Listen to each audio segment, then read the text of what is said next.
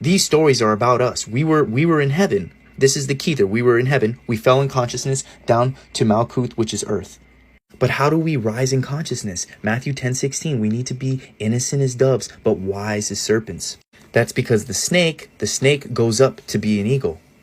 So the root chakra to the crown chakra, 144, the 144,000 go to heaven. This is a frequency. This is a vibration. You got to raise your vibrational frequency. The whole point is to raise your vibration. You have this kundalini energy that falls and goes back up depending on your hormones. You have the sun and you have the moon. You have the Horus's eye and you have the moon. Horus, moon, hormones. And then just like how women have a menstrual cycle, men have a cycle too. You have the three gifts from the wise men. That is from your pineal gland. You have your dopamine, serotonin, melatonin, and it falls, creates the chrism oil, rises back up to Christ consciousness. This, like, society has basically externalized everything of what you are, everything that is sacred about you. They've externalized it. You are the Holy Grail. Your neck is in your head. That's the chalice. You have the fountain of youth, which is the cerebral spinal fluid that falls down in consciousness and comes back up. You have Pandora's box, which is your heart. They make you externalize all of these gifts that you have.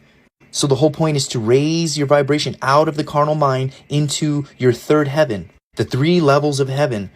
That's why in Mormonism, you hear the 3 levels of heaven. You hear celestial, terrestrial, telestial. Only those in the celestial kingdom will live in God's presence.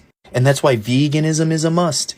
You can't be eating these low vibrational foods that make you more instinctual. You need to raise out of the carnal mind into your third heaven, into your third eye, into your fourth dimensional being, your light being. Jacob's ladder, and at the top was heaven. Like, I was watching a video on Kevin Gates and he was talking about how he did a 40-day water fast and he astral traveled to the celestial court.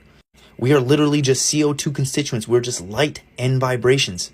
So they say we're looking at the universe through a peephole that you put a key through. So if you're looking, you're only going to see what that peephole allows you to see, but there's different frequencies and vibrations, and that's what we're going to call CO2 constituents, which is nothing but light and vibration, and that's where everything truly exists.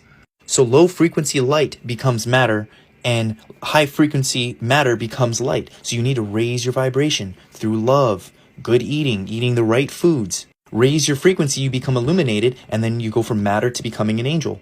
And that's why you got to do everything with love, because high frequency, short, fast wavelengths activates many more DNA coding sites. That's what love does. The highest form of worship in Luciferianism is the inversion of God, and that's with fear.